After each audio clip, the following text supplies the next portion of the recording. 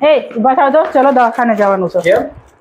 આખી રાત ઊંઘમાં બોલ બોલ કરો છો, મને સુવાઈ નહીં દેતા. ચલો દવાખાને જવાની જરૂર જ નથી. એના મતે જ હાલતો થઈ જશે. કેવી રીતે? તું આખો દાડો બોલ બોલ કરે છે, તું બોલતી બંધ થઈ જાય એનો દિવસે બોલવા દે. આખો દાડો તારી બોલતી બોલતી જ ચાલુ હોય. બોલ બોલ બોલ બોલ અને બોલ જ નહીં રાતે. દિવસે બોલવા ના દે એટલે